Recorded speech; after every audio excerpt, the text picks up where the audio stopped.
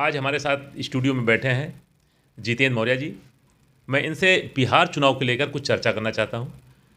जितेंद्र जी, अभी आपने बिहार चुनाव में एक पहले चरण का चुनाव हुआ है और दूसरे चरण का चुनाव कल 11 तारीख को संपन्न होना है, ठीक है।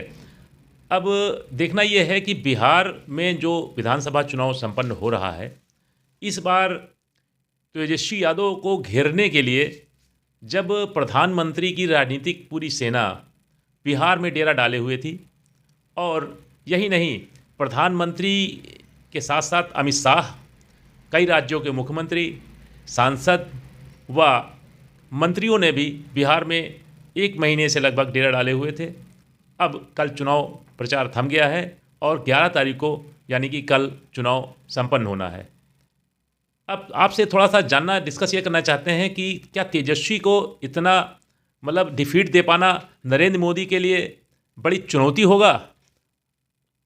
धर्मेंद्र जी। जी सर, बहुत बहुत धन्यवाद। देखिए, जब से मोदी जी सत्ता पे आए हैं, उन्होंने चुनाव का जो तरीका है पूरी तरीके से बदल दिया है। अब वो जब चुनाव लड़ते हैं तो पूरा ध्यान चुनाव पर रखते हैं। जिस राज्य में चुनाव होता है उसी राज्य में केवल योजनाएं चलती हैं, बाकी शेष भारत में योजनाओं का सूखा पड़ जाता है। जैसे आपने देखा कि बिहार में चुनाव है तो मोदी जी ने कई सारी योजनाओं को वहाँ पर लॉन्च किया। क्या इससे पहले वहाँ पर योजनाएं नहीं चल रही थी?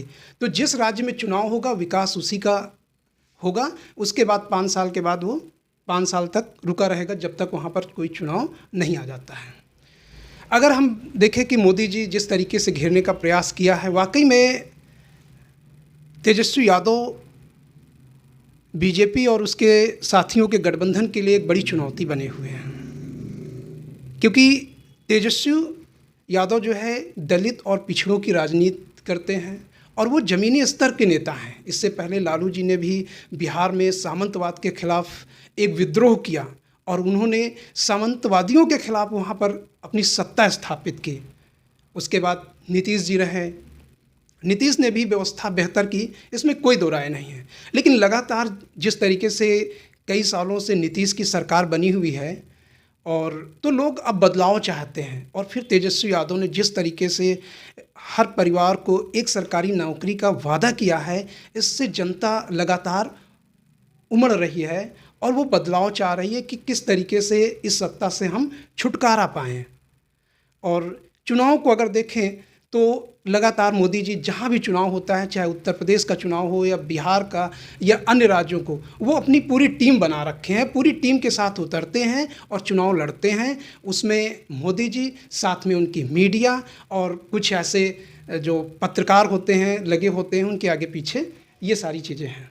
जितेंद्र जी, मैं एक और अहम सवाल चाहूँगा कि चलिए चुनाव तो संपन्न हो रहा है, मतगणना भी 14 तारीख को हो जाएगी, बहुत दूर नहीं है, लेकिन आगे की क्या बिहार की राजनीति होगी, इस पे थोड़ा आप क्लियर करिए। कि जैसे अभी नीतीश जी की चर्चा होती है कि नीतीश जी सरकार कोई भी हो लेकिन नीतीश जी मुख्यमंत्री अवश्य बनते हैं, तो इस पे मुख्यमंत्री के चेहरे पर आप थोड़ा सा ये क्लियर करिए कि तेजस्वी इस बार जिस तरह मजबूती से बिहार के चुनाव में उन्होंने महागठबंधन के समर्थन से, सहयोग से जिस तरह से ताबड़तोड़ रैलियों में भीड़ देखी गई है और युवा उनके साथ इस बार चुनाव में अधिक जो है जोश, एकदम जोश के साथ युवा बेरोजगार, जो बेरोजगारी का मुद्दा जो बिहार में सबसे बड़ा है, जो बिहार के युवा पलायन करते हैं, दूसरे राज्यों में जाके नौकरी के लिए ढूंढते हैं, गली गली भटकते हैं, तो बिहार में सबसे बड़ा मुद्दा जो इस बार का था वो है नौकरी का।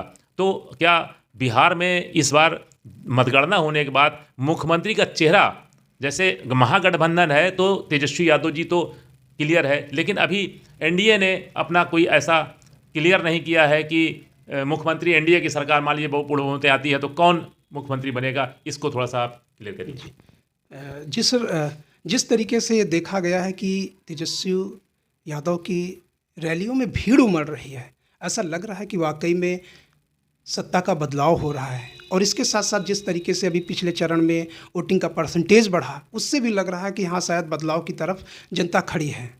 रही बात नीतीश यादव की राजनीति को लेकर, देखिए ये बात तो निश्चित है कि बीजेपी की वहाँ दाल गलाई नहीं गलेगी। उसके पीछे ये है कि नीतीश कभी भी पाला बदल सकते हैं। नीतीश जी को अगर मुख्यमंत्री बनने का मौका नहीं मिलेगा तो उप मुख्यमंत्री के रूप में वो अपने बेटे को प्रमोट करके तेजस्वी यादव के साथ समर्थन कर देंगे।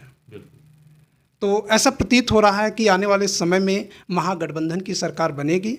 अब देखना बाकी है कि आगे चुनावी स्थितियां क्या है। अगर बिहार के बेरोजगारों की बात किया जाए तो बेरोजगारी केवल बिहार में ही नहीं है, उत्तर प्रदेश में भी बेरोजगारी छाई हुई है।